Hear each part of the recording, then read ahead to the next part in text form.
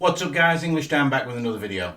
So, as you can tell by the title, I've got something to say about the Xbox Series X. And don't get me wrong, I'm not a hater or a fanboy, but I really do kind of regret getting this on launch day. And I'll let you know why in a second.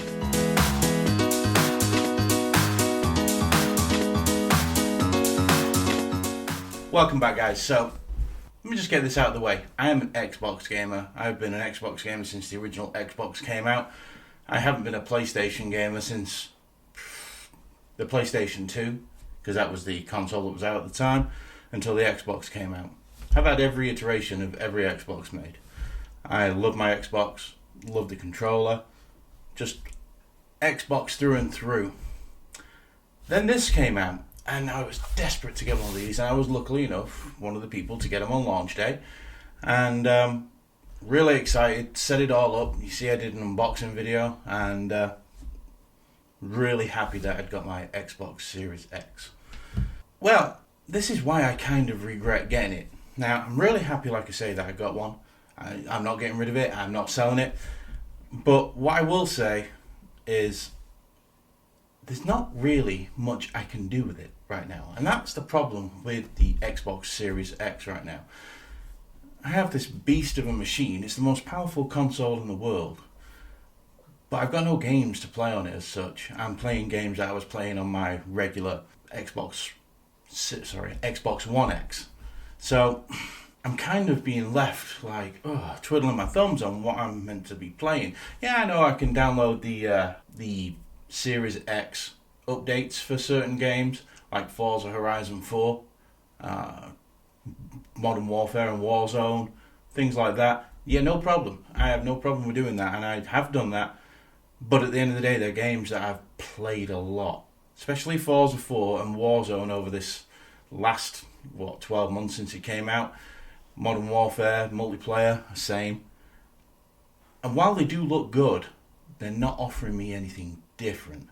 And this is the problem right now with the Xbox. And I knew going in, like I say, I did know going in when I pre-ordered that this was going to be the case, that a lack of games and things, but my excitement was still massive for this. And don't get me wrong, it's a wonderful piece of kit. It's extremely fast, it's silent, it sits under this TV here, and I can't hear a word of it.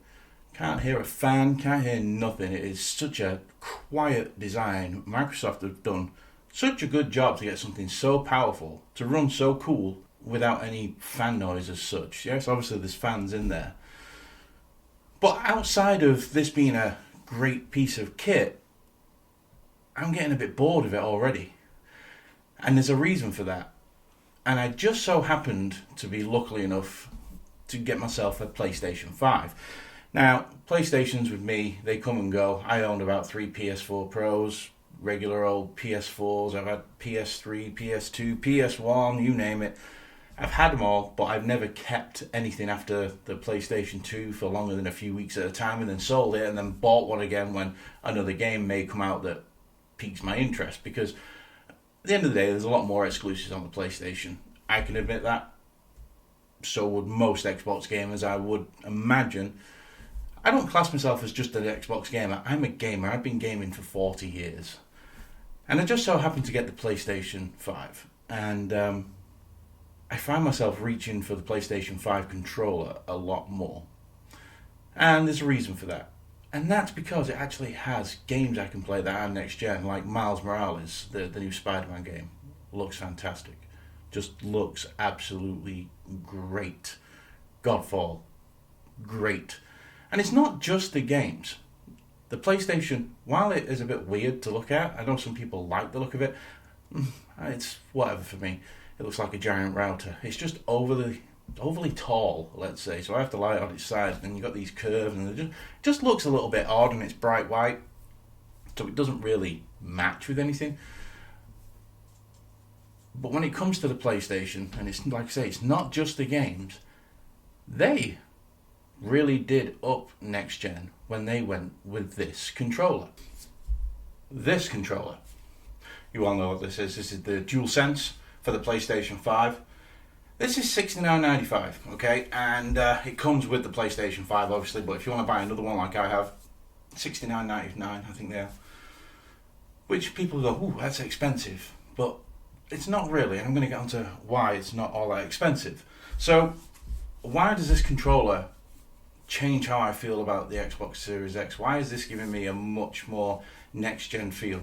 So, when I'm playing something like Astro's Playhouse or Funhouse, whatever it's called, I don't really remember, but playing something like that, or the Spider-Man games, anything that Sony's produced,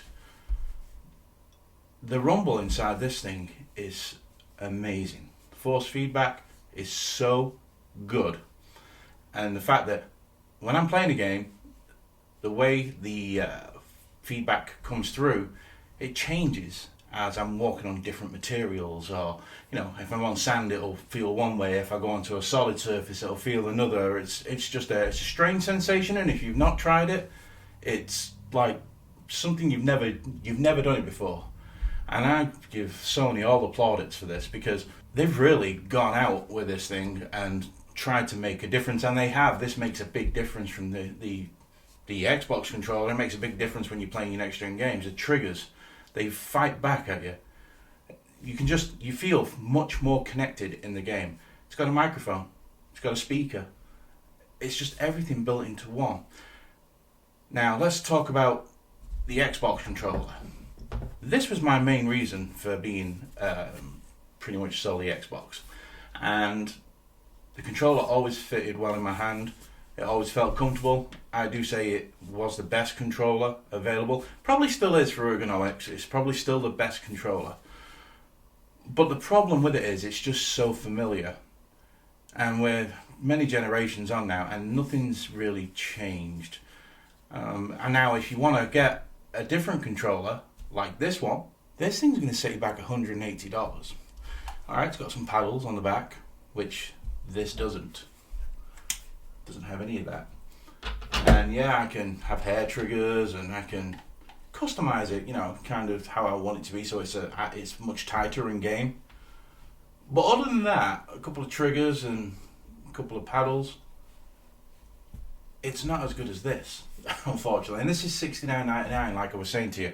It's a $70 controller, and this offers much more feedback than that does. This makes the game more immersive when you're playing it. You're actually connected, not just connected to the Xbox or the PlayStation. You feel like you're connected more with the games. Like I said, the problem with the Xbox is there is no games as such yet. There really isn't. There's Assassin's Creed that's coming out, but hey, it's out on this as well. There's no Forza at launch. There's Gears 5, but we've all played the hell out of Gears 5. There's Games Pass, great, yeah, but they're not all next-gen games, and they're not new. Great service and everything, but for me, as a gamer, it's just like, I have a feeling this might be sat collecting dust for a few months, which is disappointing. I never thought I'd say I prefer the PlayStation, but so far the PlayStation 5 is the console to have. Unfortunately, it's very hard to get hold of right now, but it really is a great next generation machine. It's just a good experience, whereas this, you load it up, boot it up, it's the same interface, so there's nothing different from, if you come from an Xbox One X to this, it looks no different. It's just a lot snappier, a lot faster, but it's exactly the same.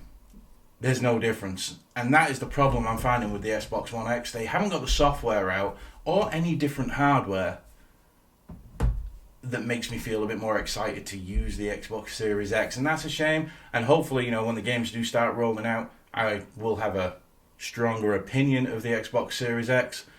But right now, it's like owning a Ferrari but being stuck at 20 miles an hour. It's not being utilized to the way it should be, and it's a shame. Like I say, I just loved my Xbox. I always have, and don't get me wrong, like I say, I'm not getting rid of this. But right now, if you're looking at going with the next generation machine, like I say, they're tough to get hold of. But the PlayStation 5 is ticking all the boxes right now.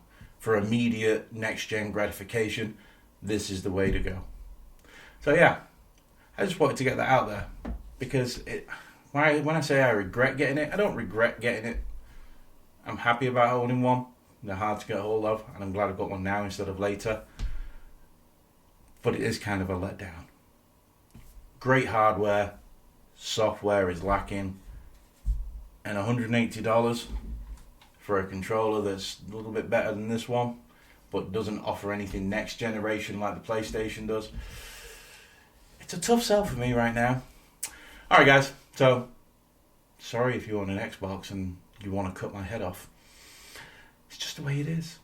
And if you got a PlayStation 5, let me know how you feel about it. If you got an Xbox Series X, let me know if I'm wrong. Let me know down in them comments. I like a good conversation about things like this. Let me know if you think I'm wrong and this is the bee's knees and it's got the games there that it needs and it's needs the attention it deserves. Because unfortunately, it's not getting that attention. Not in my house. Alright, English down. Xbox Series X. Laters.